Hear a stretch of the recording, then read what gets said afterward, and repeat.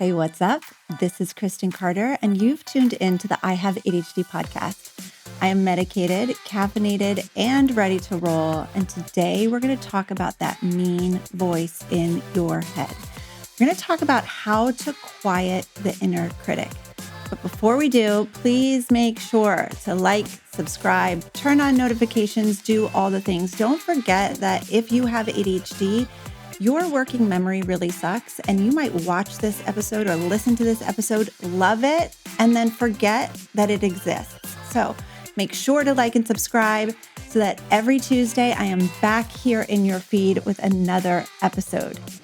I want to know if you have had the experience of shaming yourself, beating yourself up, being a jerk to yourself pretty much all day long, or getting trapped in a shame spiral.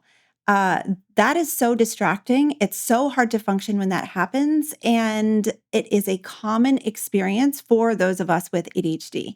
I want to let you know that I've been studying how to quiet the inner critic for the last 6-ish months for myself and also to help my clients in my coaching program. And the 3 books that have been the most helpful to me are John Bradshaw's Healing the Shame That Binds You. This book, was a shockingly good read and really, really helpful to me.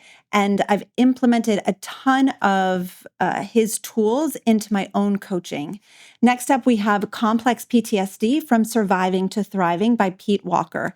This book was recommended to me probably 97 times before I finally broke down and read it. And it is so good. I wish I hadn't waited so long. So I highly recommend it. And then additionally, I think I've mentioned this probably 100 times now on the podcast, and we've had him on twice as a guest, Russ Ramsey's Rethinking Adult ADHD. He talks a ton about perfectionism in this book, which we're going to refer to as we move forward. So such good resources. I highly recommend you check them out if you are a nerd like me and want to learn all of the things and do a deep dive. So what does the inner critic have to do with being ADHD, having ADHD? I need to be very clear that it is not a symptom of ADHD. It's not in the diagnostic criteria for ADHD, but it is a common experience anecdotally for those of us with ADHD. I have never had a conversation with someone who has ADHD who says, I'm super nice to myself all day long, and when I make a mistake, I don't even mind. And I have tons of self-compassion. That does not ever happen. And if that is you, like if you're like, oh yeah, that's me. First of all, amazing. Teach us your ways. But I highly doubt it. I think more commonly, we are just so mean to ourselves all day, every day. And one of the deepest works of our lives, I believe, as we evolve and just become the adults that we want to be, is taming that inner critic so that we're not so mean to ourselves all day long. So if you resonate with that, if you're like, yes, that's me, I beat myself up, I'm so mean to myself, I'm such a jerk to myself, and I shame spiral, and then I'm so distracted by all of that shame and I can't get a thing done, this episode is for you. Okay, so let's start with, where does the inner critic come from? This is the hard part. And if it brings up some feelings, I totally get it and I'm here with you. But most of the time, it's the family that we grew up in that teaches us how to think about ourselves and how to talk to ourselves. And a lot of us grew up in families where we were shamed and criticized and where we were kind of the problem child because of our ADHD traits. And so when you're loud and impulsive and uncontrollable and kind of dramatic and just like a more difficult kid, you're going to receive a lot of negative feedback from parents and teachers and friends. And so most of the time, it is our family system that teaches us how to think about ourselves and teaches us how to talk to ourselves. But if you don't resonate with that, it could be maybe a bully in school that became then your inner critic. Or maybe teachers gave you a hard time and really kind of taught you how to think about yourself, taught you how to criticize yourself. Or maybe you had an amazing childhood and adolescence, and it wasn't until you were an adult in maybe a toxic relationship or you had a toxic boss that you really began to have this inner critic that just would not leave you alone. as ADHDers, we just receive so much negative feedback from parents, teachers, peers. Two studies that I'll link in the show notes found that children and adolescents with ADHD were rejected and criticized so much more often than their neurotypical peers. And over time, this constant rejection, criticism, correction, redirection, it becomes our internal voice. And here's the thing. What often happens when we have been brought up in a society or a family or a school system or a church system where we are constantly criticized and rejected, we often will become perfectionists. And this is so interesting. I've talked about perfectionism before in the context of this podcast. And a lot of times I get feedback that's like, Kristen, I can't be a perfectionist. I have ADHD. I don't do anything perfect. I don't do anything right. I'm not a perfectionist. But Dr. Russell Ramsey found in his research that perfectionism is actually the most commonly endorsed thought distortion for adults with ADHD. What does that mean?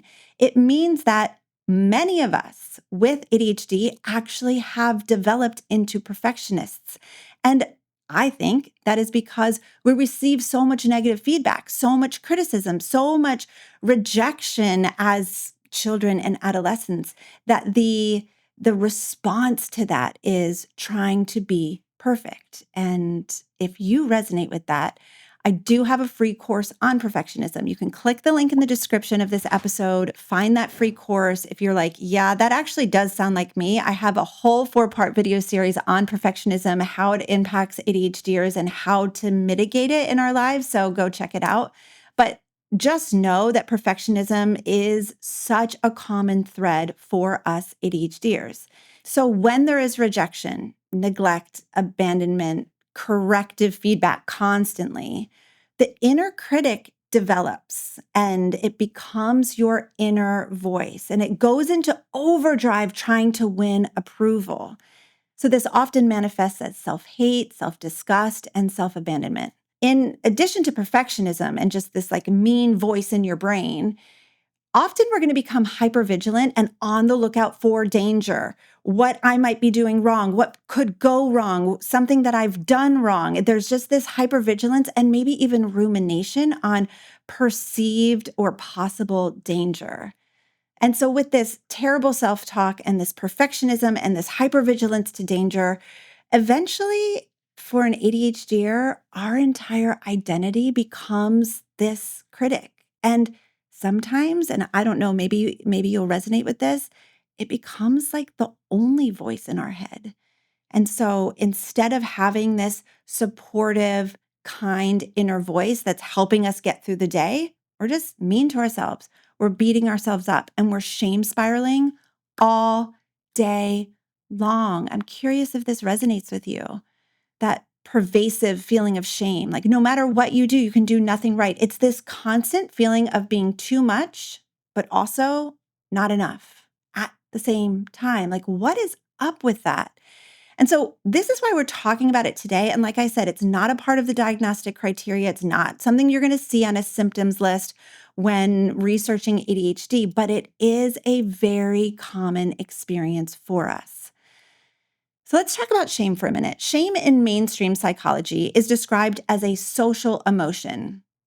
Normal shame, typical shame, is a somewhat healthy and self-regulating emotional reaction. It occurs when someone else witnesses us acting in an unfair or offensive or hurtful way. So I am embarrassed that someone else is seeing me act in an offensive way, and that shame kind of resets me onto the path that I want to be and in alignment with my values.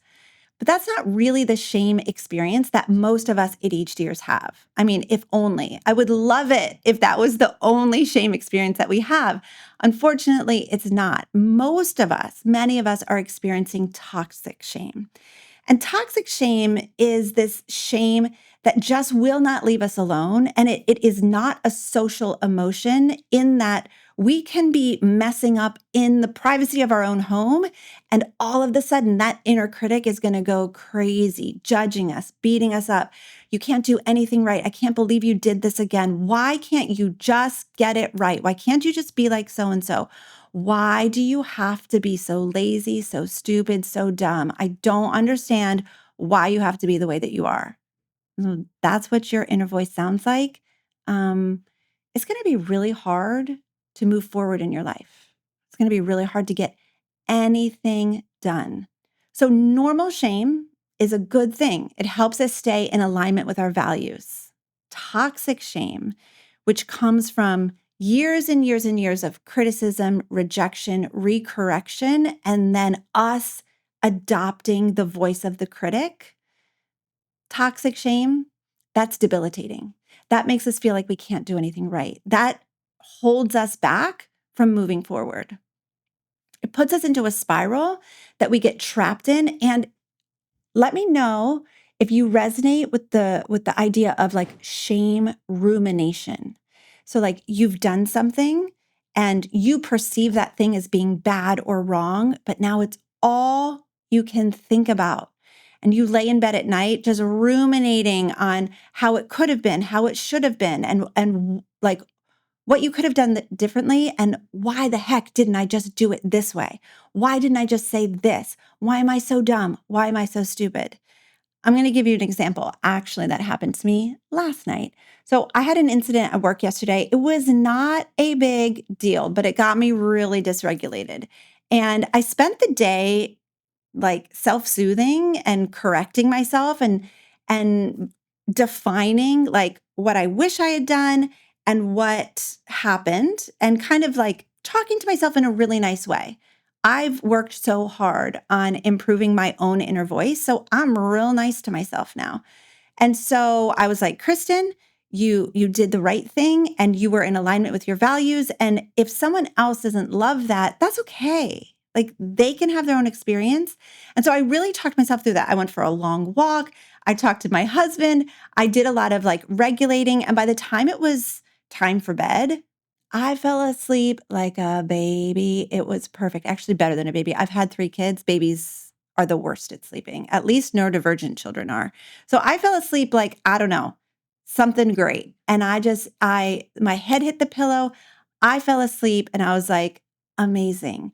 I did the work to re-regulate myself and pull myself out of that shame spiral.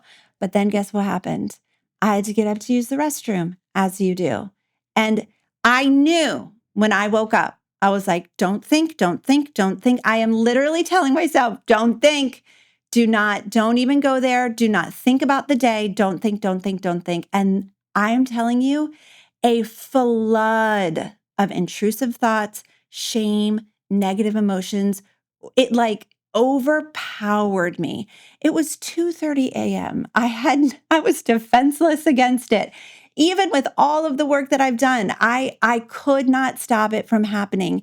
And when I tell you that I was up for at least an additional 2 hours, laying in bed, getting hot, then getting cold, getting hot, then getting cold. I'm getting hot right now, actually, just even talking about it.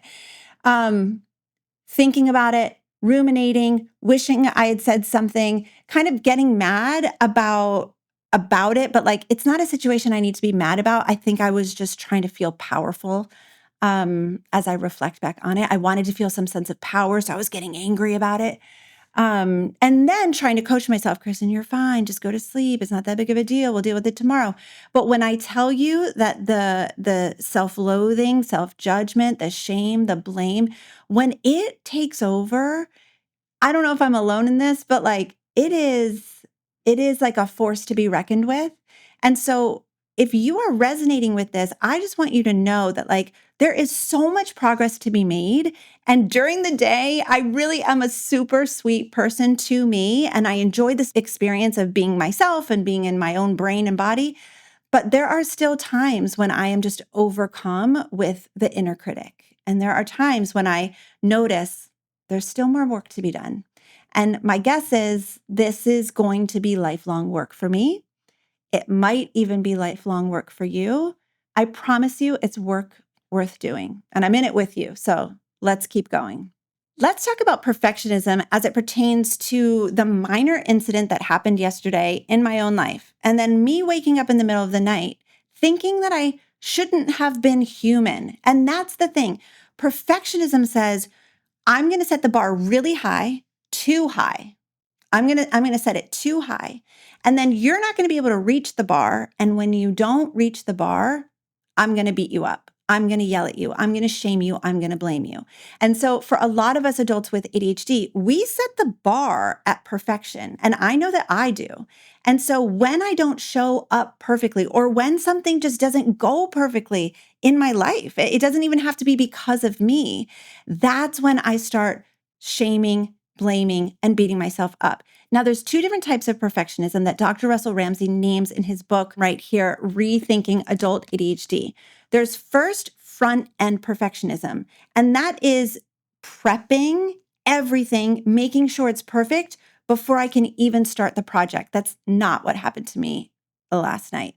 But front end perfectionism is I want the environment to be perfect. I want to feel really good. I want everything to be just right in order for me to start this project. And so a lot of us will go into avoidance, which, hello, ADHDer, I know you avoid a ton.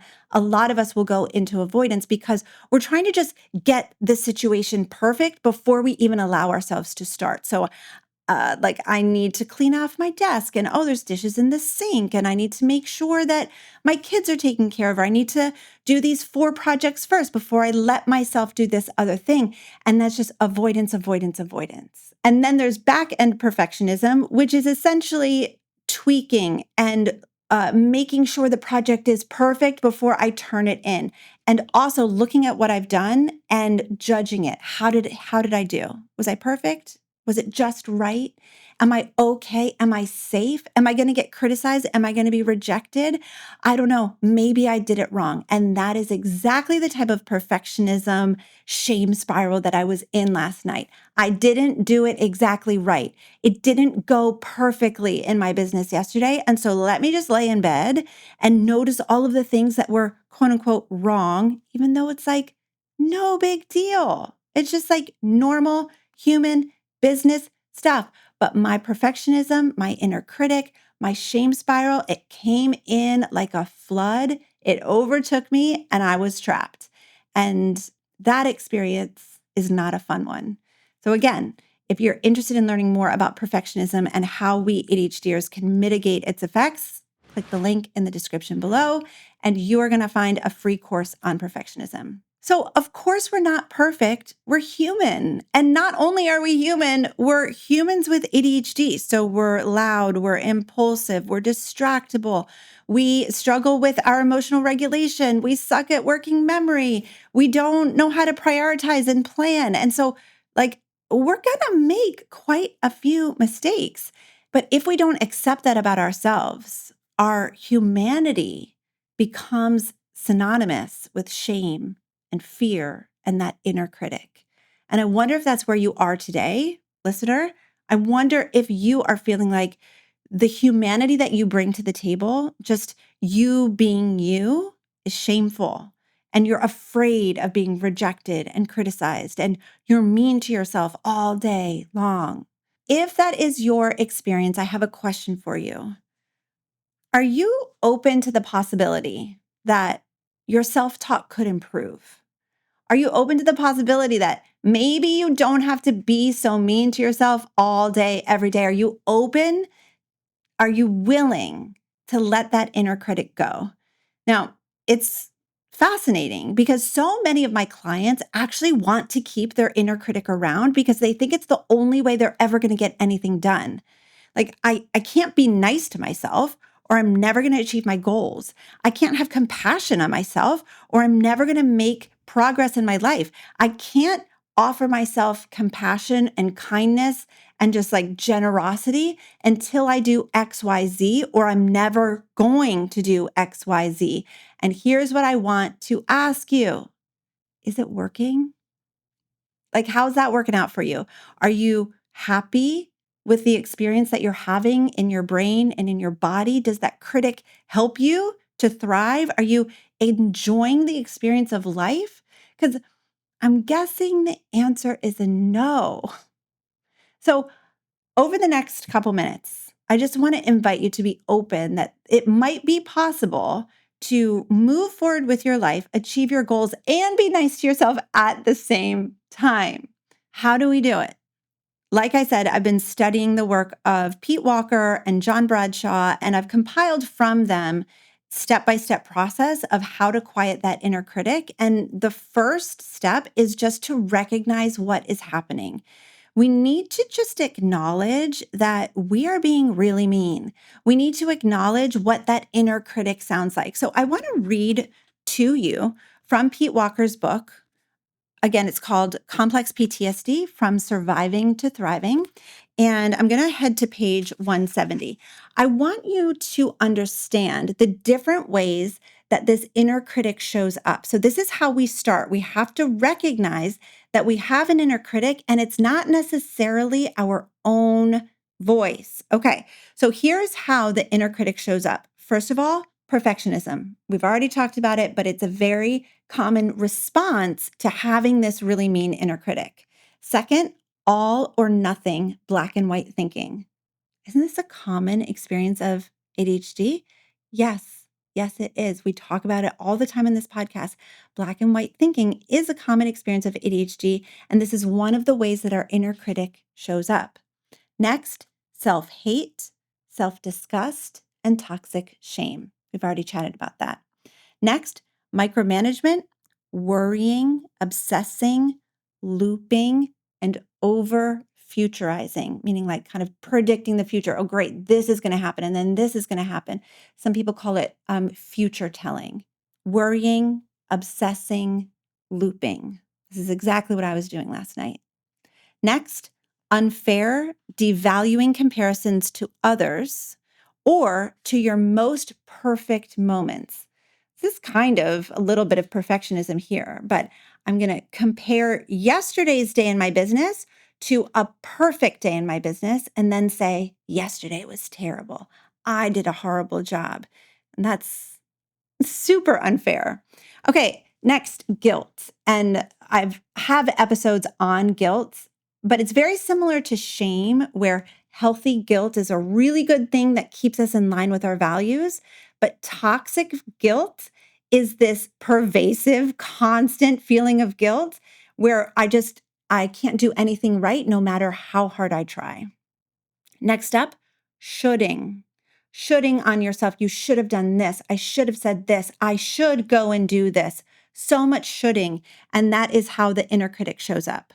Next up, overproductivity and workaholism.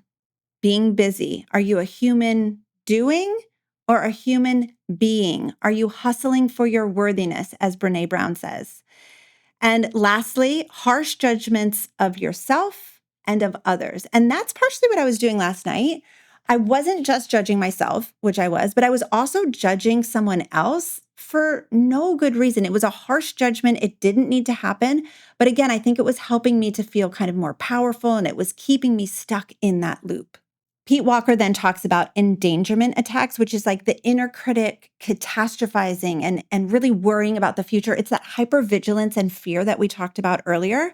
That just sounds like a lot of catastrophizing in your brain, having a negative focus, time, urgency. I don't have enough time. I need to go faster. I need to hustle. I need to get it done. Da, da, da.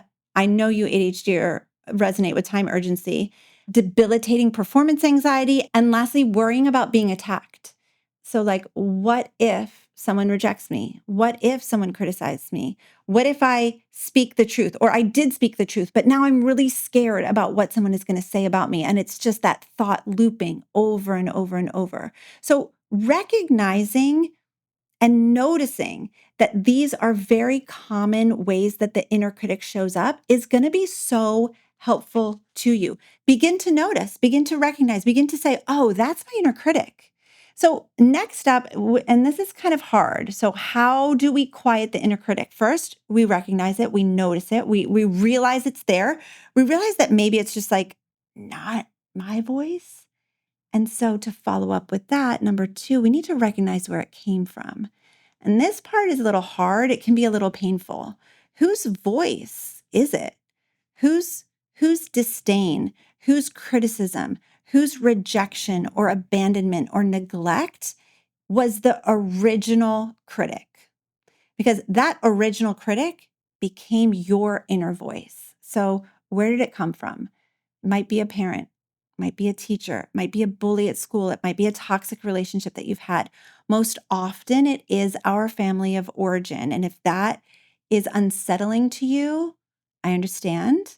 And you might want to do this work with a really wonderful therapist because you might recognize, I think I have some deeper work to do here. And so I just want to encourage you that reaching out for a therapeutic relationship from somebody who's highly trained, a licensed clinician, professional, that could be very, very, very helpful to you. But realizing whose voice it is, that's an important step because you have to detach from that voice, understanding that it was never yours in the first place. It was never yours. That critic, that mean girl in your head, that tyrant that is just berating you all day long, that was never your voice to begin with. And so we have to have this separation where we recognize whose voice it was in the first place so that we can separate from it. Okay. Next, and I have found this to be so helpful for myself, externalize it. Externalize that voice. So I have kept like a critic journal and written down all of those mean and nasty thoughts that I have about myself. When I was first doing this work, when I was first trying to um, not hate myself all day long, I wrote down what that critic said and I externalized it. And so instead of it looping in my brain, I wrote it down in a journal. It was probably just like the back of an envelope, if we're going to be honest. Your girl doesn't have journals, but I wrote it all down so that I could see what is it actually saying. And when you read the externalization of that inner critic and you realize how mean you are or how mean that critic is to you, it takes a little bit of the punch out because you realize how ridiculous it is. You realize I would never talk to another human in this way. I would never talk to my child this way. I would never talk to my partner or my best friend this way. Why am I talking to myself this way? So, keeping some sort of like journal or diary, and I'm not saying keep it forever and like tuck it under your pillow at night, but like writing it down and realizing, externalizing what that voice is saying can really extinguish some of that fire, that pain that goes along with the inner critic. Another way to do this is to just speak it out loud.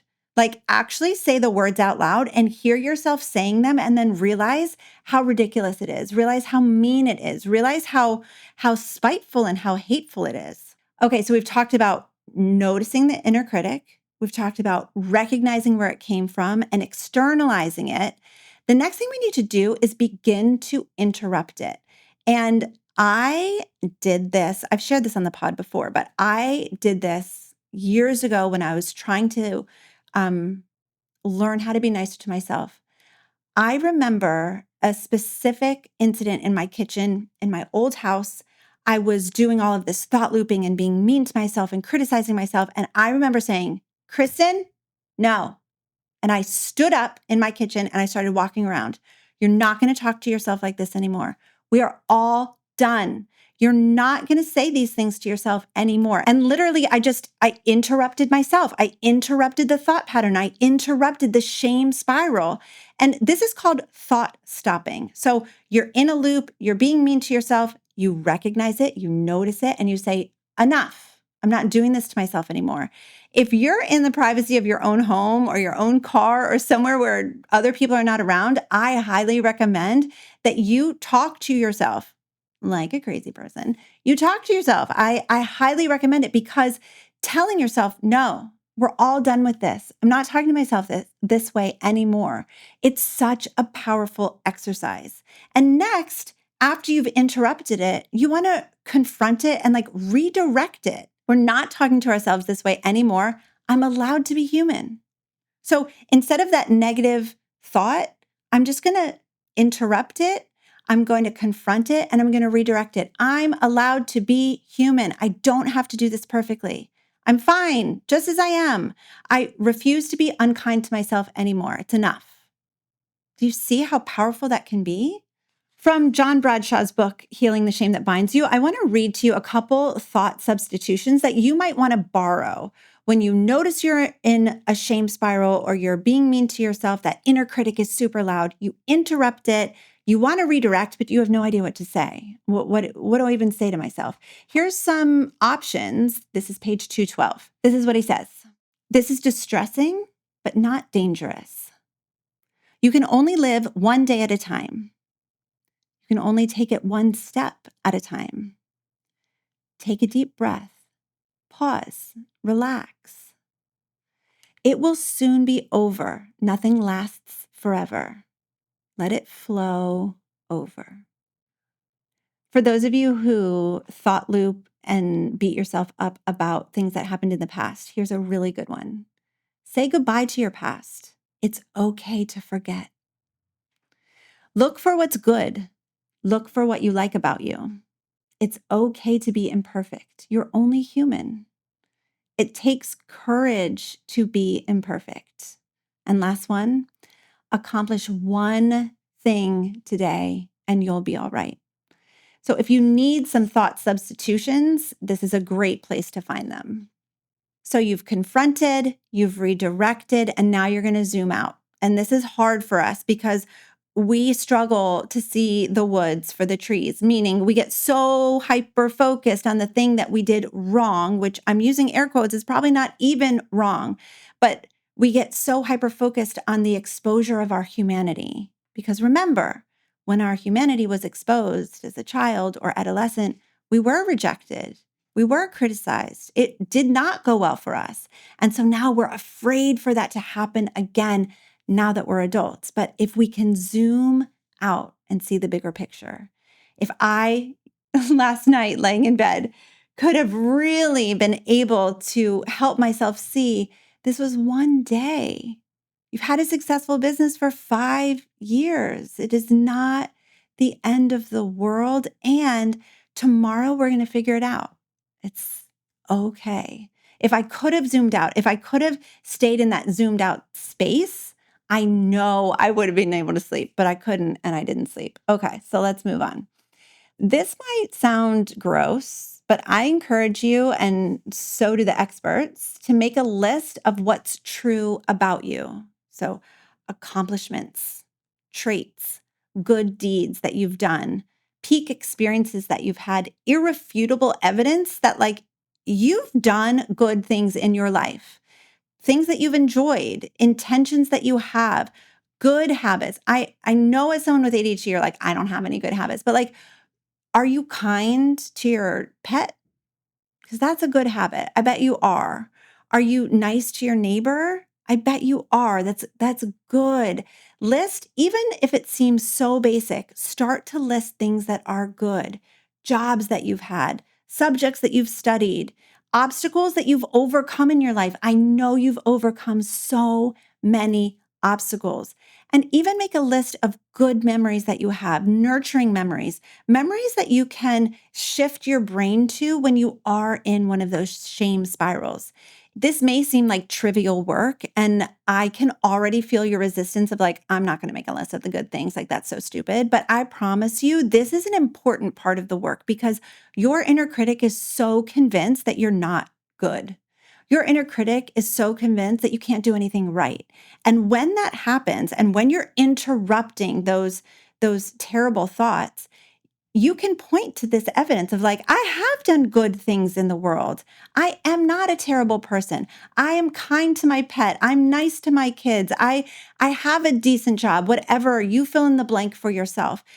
It is important. It's not trivial. So make a list of the good. And on that note, here's the last tip from the experts. When you're lying in bed at night, you lay your head on the pillow, or really just any time, list at least 10 positive things that happened during the day. It can be small, it can seem insignificant, but list 10 positive things. Don't go to bed beating yourself up. Get in the habit of seeing at least some good. And don't make up lies. Of course, we want to be honest. We want to be authentic. People with ADHD are allergic to being inauthentic. So you're going to know if you're lying to yourself, but tell yourself the truth. What good did I do today? Did I arrive somewhere on time? Was I kind to my boss? Did I did I write that email I've been meaning to write? Whatever the case is, it doesn't matter if it seems insignificant. It matters if it's evidence that you're a good human. It matters that it's evidence that you're a decent human being who doesn't deserve to be beat up or shamed or berated all day long. Making progress in this critic shrinking is often really slow, and it may even be kind of indiscernible at first. You might not see much progress. I promise you that it's work worth doing. But our brains have become so addicted to only noticing what's wrong and what's dangerous and what could get us in trouble.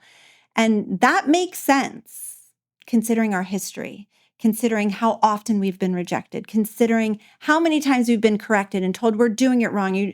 Why can't you just sit still? Why can't you just get your homework done? Why can't you blah, blah, blah, blah, blah, blah, blah, blah.